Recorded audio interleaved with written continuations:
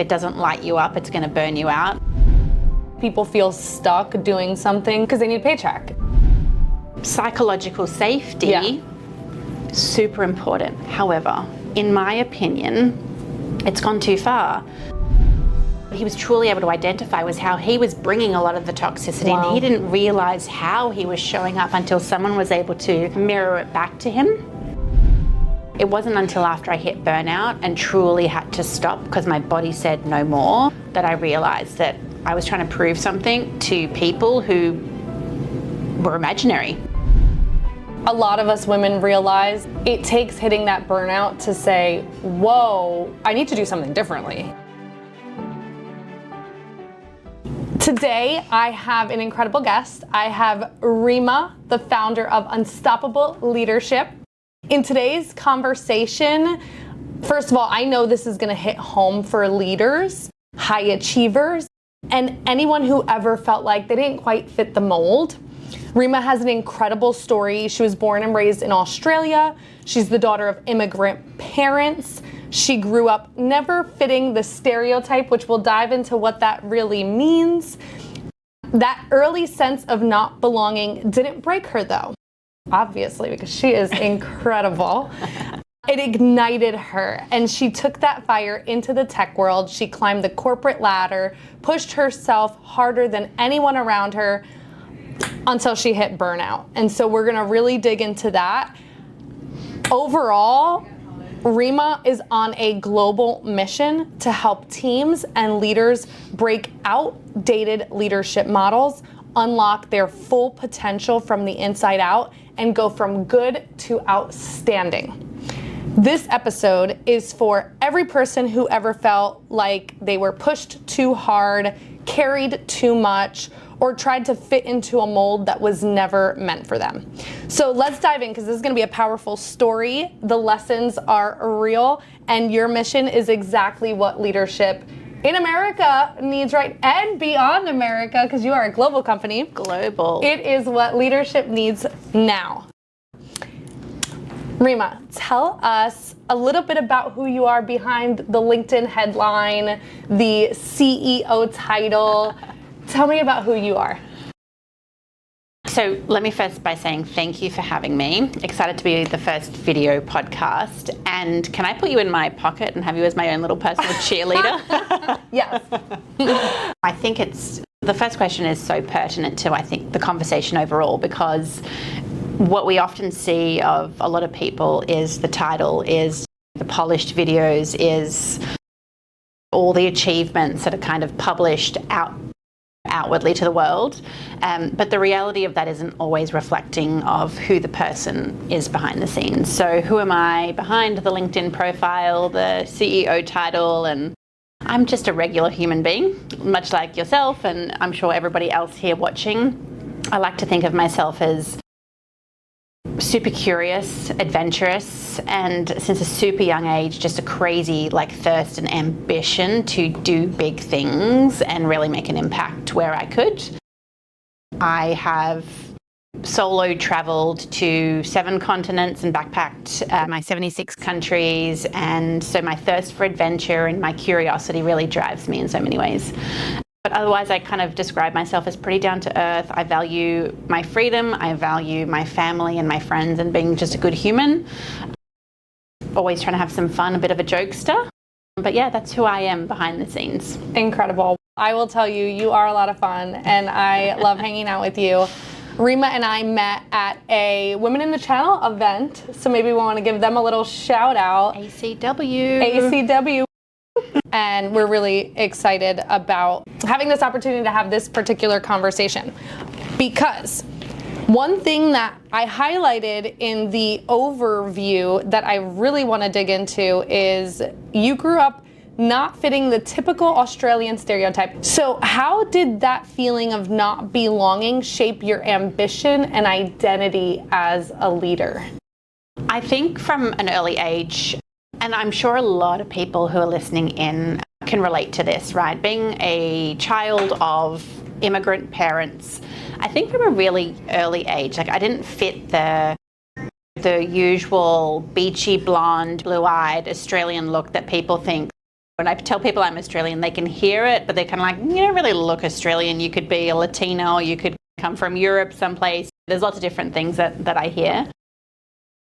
But I think from a young age, hearing that, it was really powerful in my, like, I started seeing myself as separate to others, and it was almost like a looking glass. Like I always felt like an other, like different.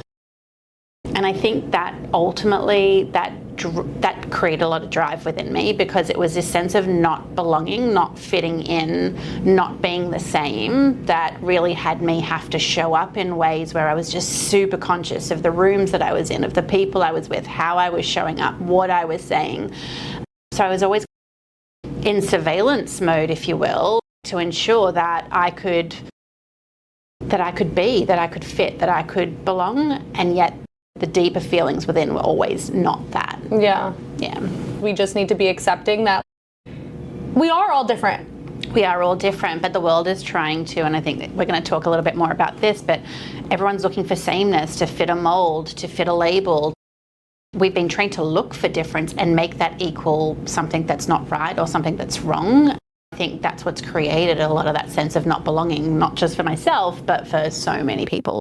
But I feel like the people that lean into the not belonging are the people that actually do accelerate and create just beyond what people perceive as being possible, because they're like, I don't fit the mold, and I'm okay with that, and I'm going to lean into that, and I'm going to take advantage of that, and then it's just so much that they can create beyond what we all think is just normal.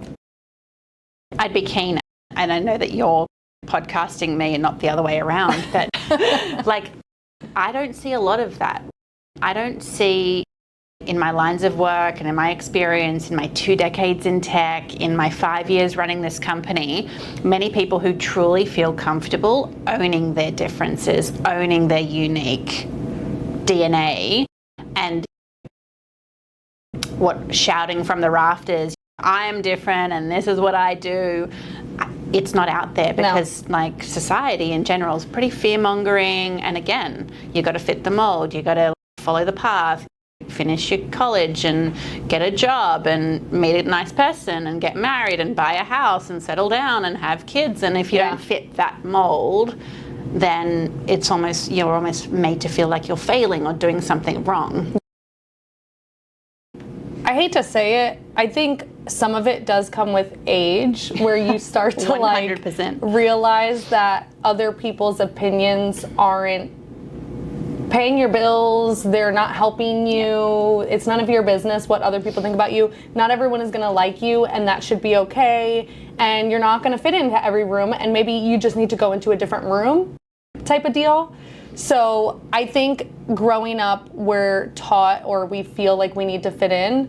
The reality is we really need to lean in with children to own those just things that make them different. 100%. And I feel like we've come a long way, but from when I was a kid, like, we've come a long way with parenting, I think. Yeah, absolutely. And I couldn't agree more about the age thing. I certainly have felt more and more comfortable in my own skin the older I've gotten. Obviously, I've been on my own personal and professional development journey, but now it is the work that I live and breathe on a daily basis. The last few years, the last 5 years have been incredible in my ability to truly own that, and then be able to help empower people through the work that I've done do the same for themselves. Yeah, I love that. I love that. Okay, so let's dig into that a little bit more. What was the moment you realized your drive wasn't just about achievement, it was about proving something? Wow, it took too long. It honestly took too long to realize that. I've been proving, as I'm sure many can feel a little bit uncomfortable maybe hearing this said out loud, but proving for such a long time. And that's ultimately what got me into the burnout that we'll talk about. I feel like probably didn't happen until my late 30s, like truly waking up to the fact that holy, insert expletive, what am I doing? There's this whole sense that our identities for many, because again, like what's the enculturation and what society tells us we should do to be successful, realizing that actually that's all just a made-up story, and success is different for every single individual. Success is like an inside job. But I was trying to prove externally that I could do this and I could do the next thing, and so that constant, like always I'd achieve something, then have to achieve the next thing, like those goalposts kept shifting, because I was still trying to prove my worth, but my worth is not out here, it's in here. And that's been one of the biggest lessons and biggest shifts for me as a person. And I know that my clients experience the very same thing when we can get to that. But what drives that proving is the ego, right? It's that fear of exposure, it's the fear of judgment, it's the fear of being wrong, it's the fear of not being perfect, it's the fear of failing. Oh my God, all those stories were on repeat incessantly in my head, like serious people-pleasing recovery going on for many years. And it wasn't until after I hit burnout and truly had to stop because my body said no more, that I realized that I was trying to prove something to people who were imaginary. No one actually cares that much, which is the big aha moment. Everyone's too busy in their own world. There's so much that I would want to unpack there. I think a lot of us women realize hard things after burnout or through burnout. Like, it takes hitting that burnout to say, whoa, I need to do something differently. But what I love that you said is success is an inside job. Happiness is an inside job. You need to know what success looks like for you and what happiness looks like for you. 100%. Because too many people are focused on what everyone thinks makes them happy. Like, oh, these nice clothes, this nice car, like all of these things. It's like, that's you pleasing other people, right? You want to show, of course, look, I like nice things too, don't get me wrong. However, what are the metrics that I'm measuring success by within myself, not out here? That is so foundational to so much of the development work, because yourself is yours, it's defined by you, it's what lights you up, it's what makes, and so I always say, if it doesn't light you up, it's going to burn you out. Like, we all do soul-destroying jobs at some point or another, and like all the things that just chip away at us that we think we should be doing because that's what everybody else has told us we need to be doing to be successful. But if we haven't defined and then got about doing what we think is important, that we value, that we care about, we're always going to hit some level of burnout or disenchantment or resentment for what we're doing as well. And time again, and I was the biggest culprit at this, was comparison. That's a tough one. Right? Because then we're not in our own swim lane. Then we're like pulsing everybody else. What are they doing? What are they doing? What are they doing? Am I comparing? Am I comparing? Am I comparing? Am I comparing? And it's, oh my God, it's exhausting just thinking about that's how I used to run my life. Yeah, comparison is the thief of happiness. 100%. And that, but with comparison then comes judgment and our inner critic, those little crazy voices in our minds just make us feel, and then we never feel like we're doing enough because we're always trying to keep up with the Joneses or keep up with everybody else, rather than if you just get really clear about what happiness and success feels like to you or is for you, and it might be completely different to somebody else, but when you can truly accept that and then start getting about it, all the noise starts to drip away. You can truly be happy for others for what they're achieving, rather than feeling like you need to keep up with everything else and never truly achieve what you care about. Yeah. The other thing that I think is important in comparison is you may be starting something day one. Like, today is day one that I'm going to start this podcast. I shouldn't be comparing myself to people that have been doing it for 7 years. I know, but let's just go there for a minute, because this is not day one. You've already told me that you've done 16 episodes. This is my first in person. But there's like a perfect example. It just shows up. We discount all the stuff that we have achieved, and we constantly like start from scratch, but we're never really ever starting from zero. We're starting from experience and all the experience that you've already got to this point. Yes. Yeah. I love it. Okay. So we talked a lot about burnout. I want to dig into that quite a bit. What did burnout teach you that success never could? Wow. Burnout has really taught me that success is an inside job, because the reason I got to burnout was because I was so busy saying yes. I didn't have an off switch. I didn't have a no switch. I was running global teams, working hours from the European to US time zone to Asia Pacific time zone, round the clock. And it was so amazing at the time. I'd get pulled into different roles and get to work on amazing projects, but I didn't know how to say no or set boundaries for myself. And unfortunately, I crashed and burned, and I don't know if we're going to talk about it in more detail, but ultimately it was like real health conditions that came on the back of that burnout. But it also, and I guess in that is a second part, which is our body keeps score of all of the things that we keep inside, that if we're not truly doing the things that light us up, the body does keep score, and that stress turns into overwhelm, turns into the burnout, turns into, in my case, autoimmunity. It turns into chronic fatigue. It turns into years of recovery. Thankfully, touch wood, I've been able to from all those things, but it took years, and that impacted my personal life, my ability to go out and eat with friends and have drinks and do all the things that I like to do socially. It had a real impact, not just professionally, but personally as well. I don't think people realize that stress can actually kill you. Like, actually, it's like a huge issue on your body. So finding ways to reduce the stress, and I love what you keep saying about doing what lights you up, because I think people feel stuck doing something because they need a paycheck. And I get that. And my whole podcast last year was about people that are open to work, that are having a hard time finding a job.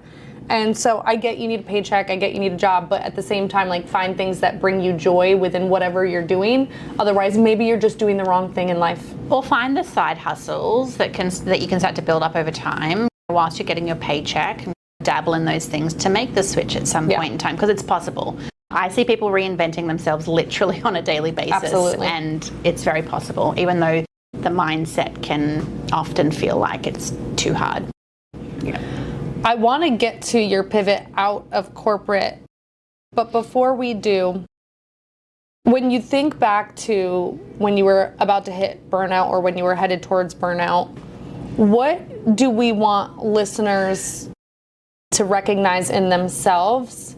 Maybe they haven't recognized that they're actually on the same path that you were for burnout. Oh my God, it's such a long list. How much time do we have? I think the first thing that comes to mind is that off switch. It's really important. Check in on your ability to say no, to set healthy boundaries.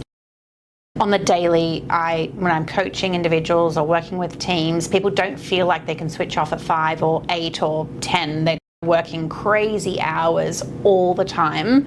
So sometimes work is seasonal. We get that, right? It's not that it's going to be 9 to 5 forever. But when you stop being able to set any boundaries for yourself, or the ability to say no, or reprioritize your work effectively so that you can enjoy your weekends and get some downtime to recharge to go again, that's absolutely one of the biggest signs.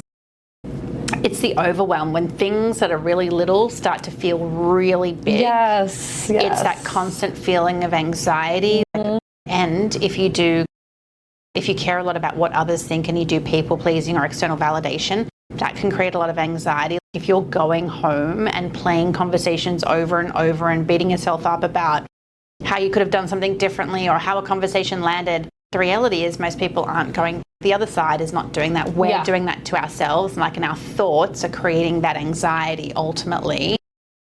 And then you get the lack of sleep that shows up. If you're not resting well, all of those things are signs that you're getting to that point. And also, if you're just feeling not just overwhelmed, but underwhelmed, like truly checked out, oh my God, I can't do this anymore. It's an opportunity to reset, to find more purpose back in what you're doing. What is the thing that, okay, you need the paycheck, so how do you make this light you up? What are the things that you can start to remind yourself of about why you got into this work in the first place?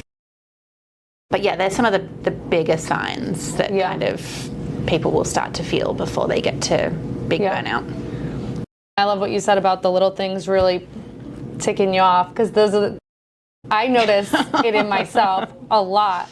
Yeah. My husband, I'm sorry, he gets a lot of the brunt of it, like the little things, and I explode. And then I realize, I'm like, okay, I'm stressed, and I need to be nicer to my husband.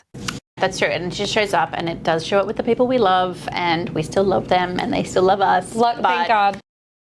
Yeah, it can show up in ways that it doesn't feel like the reaction feels a lot bigger than it needed to be for what was happening. But when we're in that overwhelm and overdrive, our ability to regulate ourselves really goes down. Totally.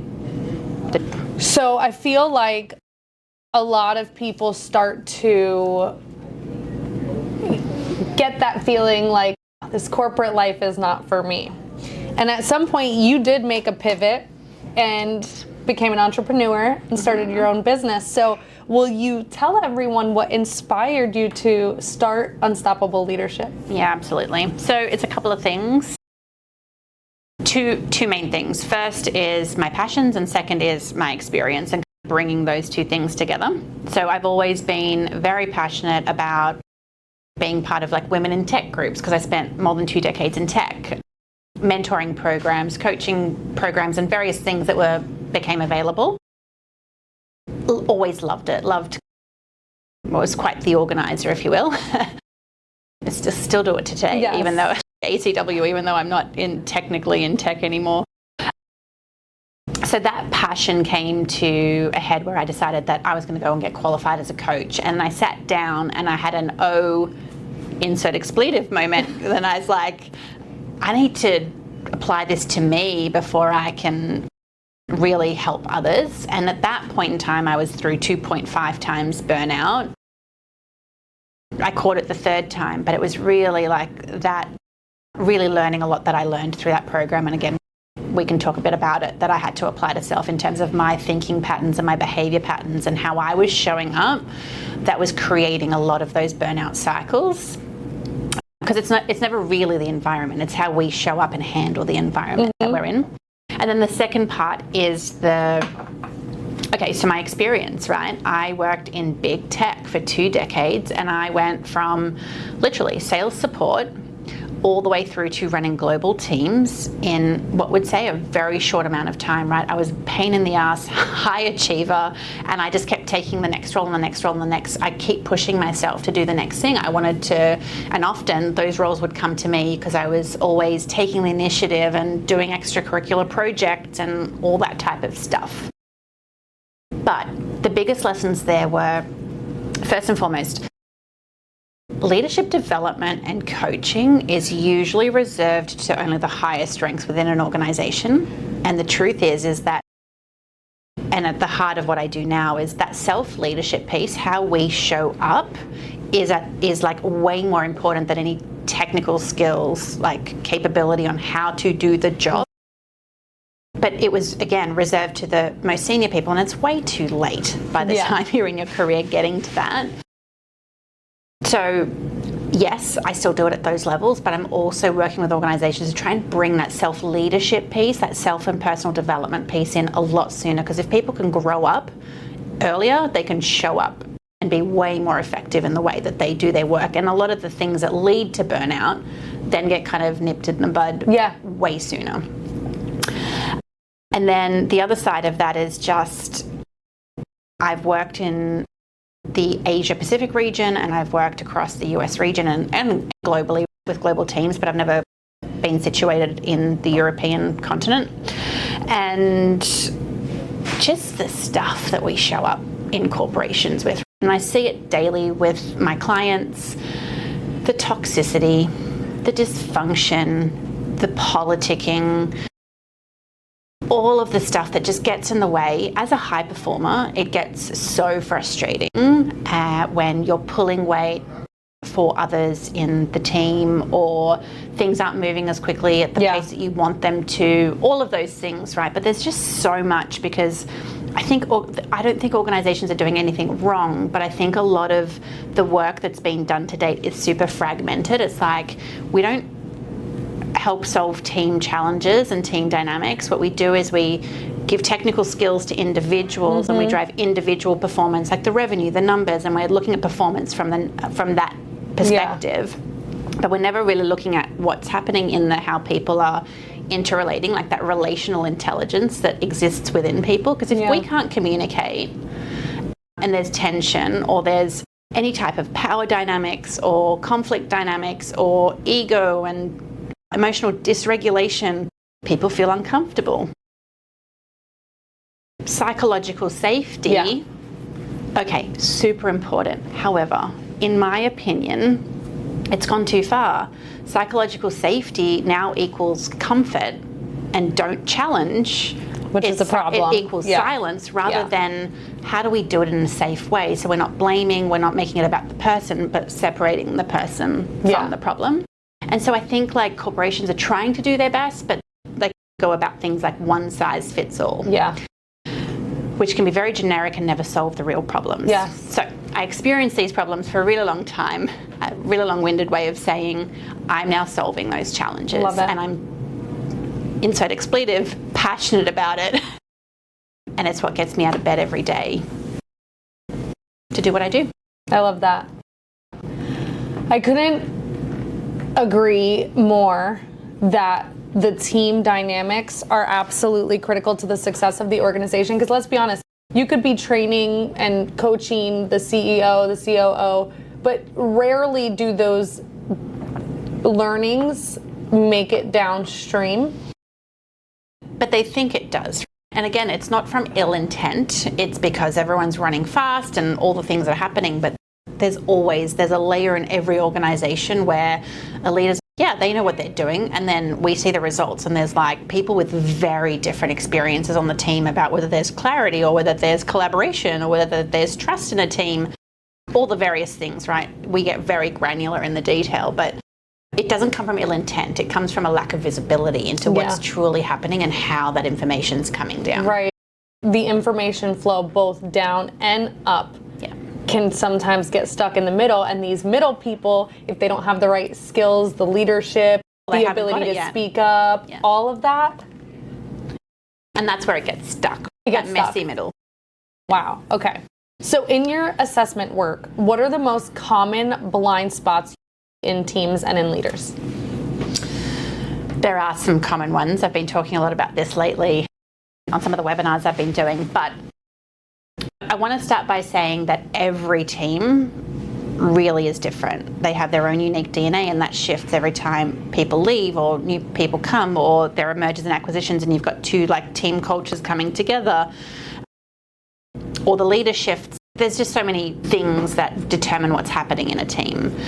But consistently across organizations, across industries, across geographies, like continents, some things show up pretty consistently. Some of those are things like, I'll start at the lighter stuff that people have easier to palate as like clarity, right? What you were just saying. We're really clear at the top level about what's happening and then how that cascades down into the organization, into do we have the vision, mission, values? Do we have cascading objectives that then go not just from the company, but to the function, to the team, to the individual? Do people know what they're supposed to be working on? Because I always see teams that are working in silos and everyone's so busy getting their piece of work done. They're pulling in different directions and what they're doing is more important than what they're doing, even though they're on the same team. Right. So everyone's really focused on that. So which leads me to the next one, which is really that shared leadership, right? Often and without intention, but as leaders, we can become the bottleneck. We have to be the one who makes the decision, or we're not sharing the leadership and creating collective ownership in a team. Meaning, if I was the leader and I walked out of the building, does my team know how to keep moving along, how to make the decisions, how to get the mission done? And in that, it's really about that collective ownership stops things like the win-lose dynamic, which leads into the power dynamics of a team, but it's I need to get my project done, Laura, not you, like my project more important than your project. We have seasons in business, right? One quarter my project may be more important. or more critical to the business, and next it might be yours. But that's not how people are measured. That's not how bonuses are paid. That's not how people are set up for that collective ownership within a team. And so it creates ego versus ego. I hope you don't mind me assigning one to you for the moment for the example. We all have one. And then people create this like competitive behavior. So it's if I'm winning, someone else has to lose rather than creating the win. And that's really common. And power dynamics can show up in lots of different ways. It can be hierarchy. It can be tenure. This is how we've always done it, or I've been here for 30 years. I'm not changing. It can show up as us versus them, old guard versus new guard. Like, we've all seen this play out in the corporations we've worked for. So that's another really big one. Conflict shows up. People don't know how to handle tensions. People don't know how to have the difficult conversations. So they don't, and they sweep it under the rug. And then that leads to the emotional dysregulation. And you probably agree like that we're human. We all have emotions, but we've been trained and enculturated to sweep the emotions under the rug. Big girls and big boys don't cry, like all of that stuff. But the reality is the world is not getting simpler, it's getting more complex. And so we are under more pressure than we've ever been. And so naturally the dysregulation starts to show up, right? It's the pressure, the stress, the overwhelm, the numbers, the performance that people need to achieve becomes unmanageable, and then people don't know how to regulate themselves in those moments because of all of the stuff that we talked about a little bit earlier that then drives the burnout. So until we work out how to truly lead self and self-regulate and do all of those things, it becomes really hard to be the right team player to bring that whole piece together. So there's some of the more common ones. The list goes on, but they're probably 4 or 5 of the most common. I think one thing that we're observing in the world today is people are becoming more disconnected because of technology and remote work environments and all of this. So I think just generally, humans are having a harder time with communicating, collaborating, and ultimately, like, it's that social anxiety where it's like, I don't even want to leave my house. What if I say something wrong, or it's taken out of context? And this is like this whole PC culture. Yes. That psych safety piece that's been misconstrued and almost taken out of context. Well, that's the other thing. Back in the day, right? If I said something, it wasn't being recorded. Right? Or you send a text you got to be careful every text message. You know, like, the reality is, as a human, I also have that feeling where it's like, okay, I have to be careful what I say and how I say it, and especially as a leader too, because it's important that my people feel that I'm not intentionally offending them or any of the things like that. So as a leader, I do feel that. 100%, but also if I could, and I don't want to make anyone wrong in this because it's so common and I am also culprit to it. I think we've also become so sensitive that we'll personalize things, or that victim mindset shows up, like something wrong is being done to me, when the intention was never there. And because there's so much personalizing going on and catastrophizing type thinking going on, it's a minefield. It becomes a minefield, and so then everyone's again being very careful and filtering everything they say. So most of the time, the message is lost, the communication doesn't land, or it doesn't happen at all. And then that creates the tensions and the problems that sit, and then it goes round and round. Yes. The other thing that I also have observed is people aren't as likely to pick up the phone or to have a in-person or, you know, what I guess over Zoom meeting. I shouldn't even say Zoom. I work for Vonage. People don't have that in-person communication, so they'll send an email, but then the context.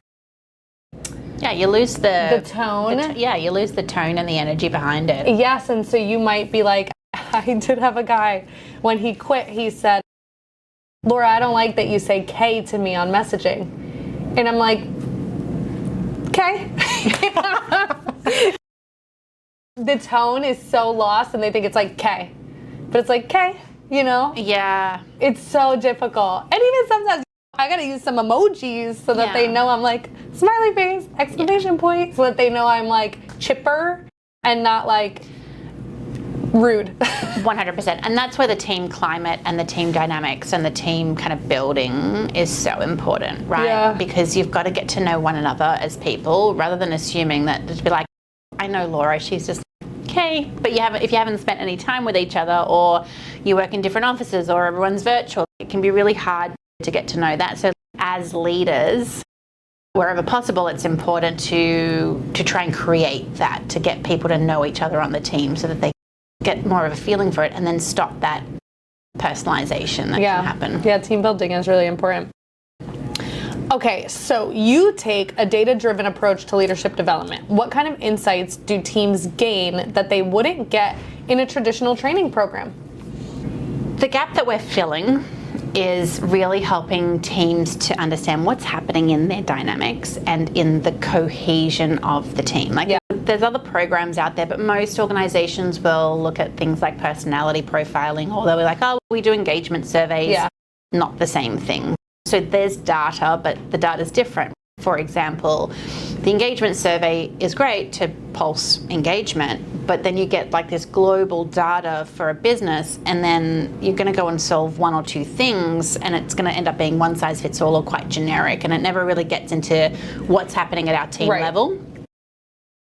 And even when people put training in place, it could be like, I don't know, communications training or psych safety training, but the problem is accountability and ownership. And so we're not, again, solving the same problem. So it's like, oh, I've got to sit through another training that's just got no use in the work that I'm doing, as an example. So that happens, and then we see like lots of personality profiles. Again, really great time and place for them, great for self-awareness and how we're showing up in certain ways, but it doesn't show how we're working together. It's, oh, DISC will be like, you're a D and you're an I, or you're a C and an S. But it doesn't really get into what's truly happening right now in this team and how do we solve for that. So what we solve for with data is, when I talk to like leaders about how do you measure performance, it's almost every time. The numbers, the revenue, the deals, the blah, Makes sense. List goes on. But that's like the aftermath. That's the lagging indicators of all of the stuff that happened, the performing that led to that performance.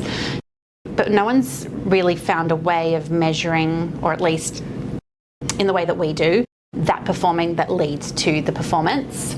And so what we're doing is we got some research done, and global research, very in depth, and we've been able to define 10 pillars of performance and then 35 really granular sub-factors, right? So as an example, accountability, it's quite a broad term, but accountability comes with 3 levers, which are performance management, results orientation, and ownership. Okay. And so now we can see specifically where is a team either driving performance or where is it potentially draining, like where is it not doing so well. So now we can give a team a view of how they're doing across those 10 pillars, but then also show them what's happening in the experience of the team. Is the team aligned? Are they misaligned? Are they polarized? Are people having completely different experiences on the team? And then most leaders, I kid you not, CEOs included, yeah, my team is going to be super high performing, it's going to be great, and then they see the data and their jaws literally drop to the floor because they're like, how can there be a lack of clarity? I've been so clear. We talked about this example before. And then the data creates the opportunity to have a conversation, separate the people from the problem, so that now we've got data helping us have a neutral conversation about what's happening and start to solve the real problems at that team level. I love that. Can you share a standout transformation story, a team or a leader who went from good to outstanding, or even bad to outstanding? Either one I'll take. We work with both. We work with teams that are challenged. Every team has the opportunity to perform. It's just that data and the insight that helps them work out what's truly happening to make that shift. But I can give you 2, like a recent team, high-performing team actually. I heard from the leader that we were working with. I received an email from her actually just before Christmas, and she's, hey, I wanted to let you know And they did the team performance assessment, and which we call our edge assessment. And the team was 100% virtual, and they were having some real challenges. And she sent me a message. They'd done it about 6 to 8 months prior. And she's like, well, we've just had our internal company pulses go out, and my team has scored like 2 points above every other team in the organization, the average. And she's like, I believe this to be a direct correlation to the work that we've done with you. So it's like taking a high-performing team to help them. Often high-performing teams will be doing well, and they won't realize that they're leaving performance or dollars on the table because they're like, oh, the results are there, so they don't look deeper. But we were able to help them look deeper and really unlock that next shift, which is really powerful. And then this happens on a daily basis, like in individual coaching, but I run leadership programs, and recently had a graduate at a graduation do a talk about his experience in the program. And it was a very vulnerable, very heartfelt moment in the room. And the room was a full room of all the participants and various leaders from this large organization. And the shift that he had made in the course of 3 months in this leadership program was transformational, but not just on a professional front. It was transformational for his whole life, because he was able to truly see, by building his self-awareness, by understanding the narratives and the things that were going on, how he's making meaning and how he was not coming to the table to communicate effectively as examples. But what he was truly able to identify was how he was, maybe the word, I guess it's toxic, right? He was bringing a lot of the toxicity, and he didn't realize how he was showing up until someone was able to mirror it back to him. So when he was able to see it and work through it, it was properly life-changing. It was a pretty surreal moment. Wow. In the first example, 1% makes all the difference. You ever heard that example of you're taking off from San Francisco and you're going to New York, and 1% off track, you'll end up in, I think it's like Maryland or something. So that 1% can make so much difference in the revenue, like truly. So I think that's a great example. And then the second one is, a lot of people aren't given visibility into what's actually, people aren't giving them the feedback. Sometimes they're not open to the feedback, and that's on them, again. But if you at least give them feedback or offer them feedback, it could make all the difference. Some people just don't notice it. We could go on to a whole other podcast just on feedback. And a few things play into that, right? So yes, absolutely. I think, as cliche as it sounds, feedback should be a gift. But unfortunately, sometimes people will put their opinions forward as feedback rather than it truly being observed, like behaviors and things that are truly relevant to the person who you're giving feedback to. But also, people will personalize feedback, but the truth is that we get to choose if we take feedback on or not. Just because you said something doesn't, I'm like, oh, that's a really interesting perspective, but I don't have to take that on. And people don't realize that. So you'll give me a piece of feedback potentially, and I'll be like brooding for weeks about it, or I'll never talk to you again, or have really strained relationship in the work, like all of that, because we're not giving feedback like it shows up in the data. We're not giving feedback consistently, like on a consistent basis. Is it built into the rhythms of the business? And then people don't feel comfortable giving feedback for, if people have been watching this podcast, all the reasons we talked about before, which is the PC culture, not wanting to hurt people's feelings, not wanting to say something out of context. Yeah, like they don't want to be misunderstood. Too hard basket. Yeah. So then they don't. And therefore, we all miss out because we're not making ourselves better, our colleagues better, our businesses better in the process. Totally. Yeah. I love that. I'm always open to feedback. It doesn't mean I'm always going to take the feedback. Yeah. Good. That's very good.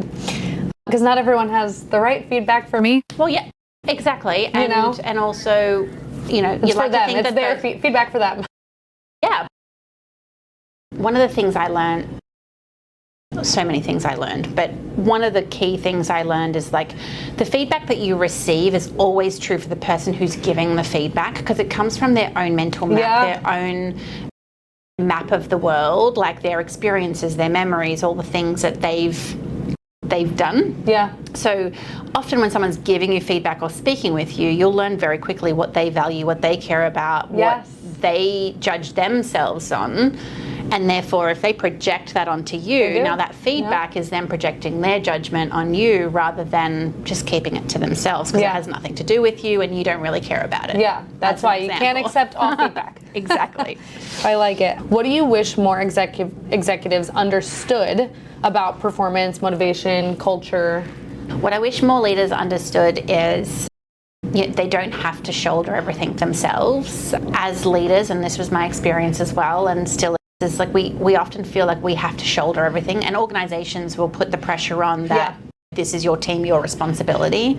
But they can share that load, and I talked a little bit about that shared leadership piece, that collective ownership piece. So the more they can bring people along the journey, the more successful they're going to be as well. Your team is likely not as clear as you think they are. I did enablement for many years as part of my career. I always said, tell them 7 different times, 7 different ways.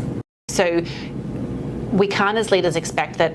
I did the slide deck at the beginning, like I did the presentation on the 1st of January, it was the beginning of Q1, why can't you remember that? And no.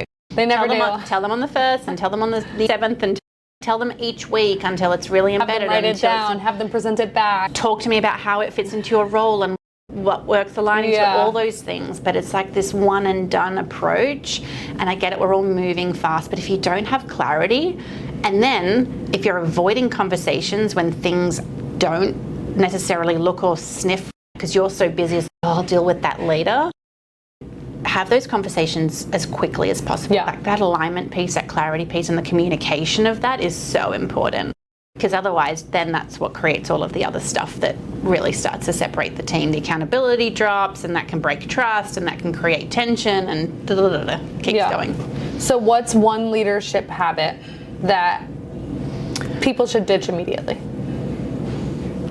Ditch immediately the need to take up all of the air in the room.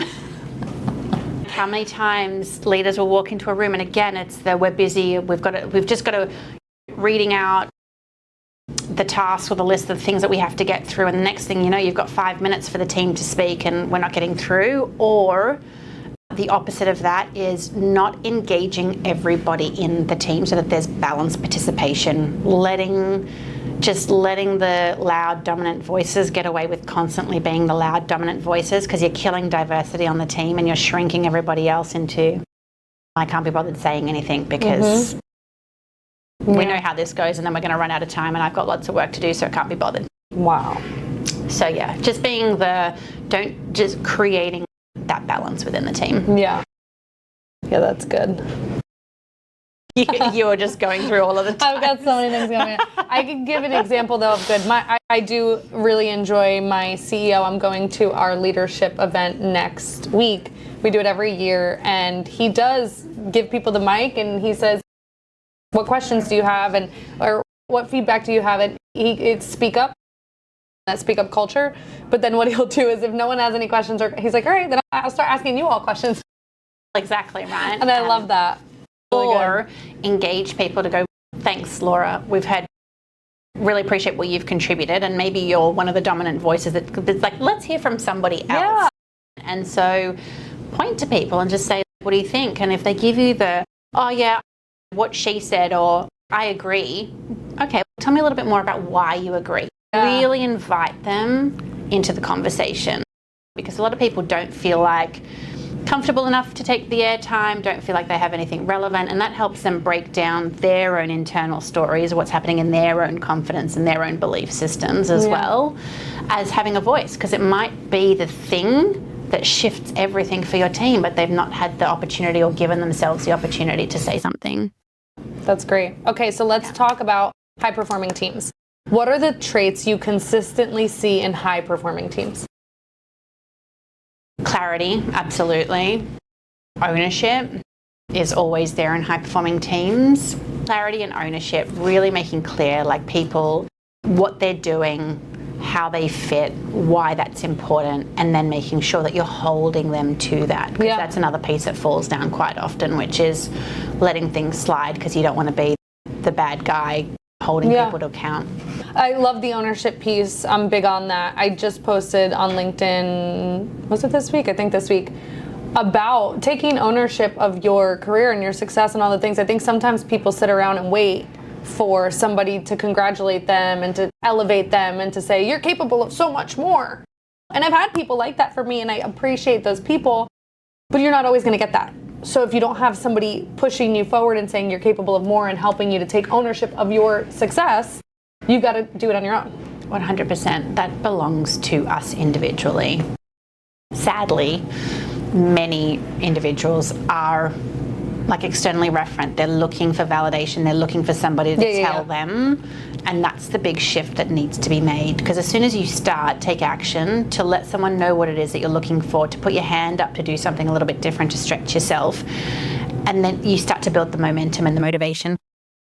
Otherwise, you can sit in fear forever. Yeah. And everyone, let's be real. Everyone's busy, and there are good leaders out there who will recognize good work and give people opportunities. They exist, and there are lots of them. However, I will say the majority are so busy in their own professional stuff and personal stuff that they're not really thinking about it. So if you haven't put your hand up to let them know that's what you're looking for, how many times I'll coach individuals, oh, I just totally got overlooked for this opportunity. Did you even ask for it? Did you even ask for it? And they're like, no. Did anyone know that you were interested in it? No. So there's this level of expectation that there's some mind reading going on, that someone has a crystal ball to say, oh, I know what they want to do. Now, the opposite can also be true where, again, I was a high achiever and I was plucked into all of these different roles, and what I hadn't defined is what I wanted to do. So therefore I fell into somebody else's plan. Yeah. And so if you don't define your own plan and then put your hand up, you'll very quickly either not get what you want or get lots of what you don't want, which could burn you out.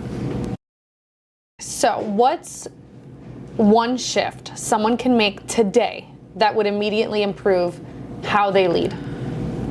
It's just doing a bit of a self-check-in. Self-awareness is so important, right? So it's the check-in to what feels a little bit uncomfortable, for yourself as a leader, because that discomfort, that resistance is always the path for your growth, right? And get a little bit uncomfortable. Get comfortable feeling uncomfortable as you push through some of these things. But I think that would be the main thing, that it's like really just check in on how you think you're doing. Lean into what could I be doing differently, and ask people in your team if you're leading. And leadership also is people who don't manage teams as well, but like, how you're leading, ask people where they think. Again, don't always have to take the feedback, but it's good to hear that to then be able to determine where you can be improving. For anyone who feels stuck right now in their life or in their career, what's one message you would share for them? Get back to basics. Back to basics on what lights you up, what interests you, why is that important to you? And if it can't be in the workplace necessarily, do it outside of work. Go join and find a new hobby, or get out in nature a little bit more, or whatever that is, but get some joy back in. It's like find something that lights you up, that doesn't make work feel so heavy so that you feel stuck. Thank you so much for the time today. Thank you for having me. This was such a good conversation. And we need to have more conversations that are just raw and real. We can share some more examples of where all of this shows up in the workplace and life. In relationships. There's just so much to unpack, but thank you for sharing. Thank you for having me, and thank you for what you're doing to share these stories more broadly, because I'm sure that if even one person took something away, it's worth it. I'm sure they did. Thank you again. All right. Take care, everyone.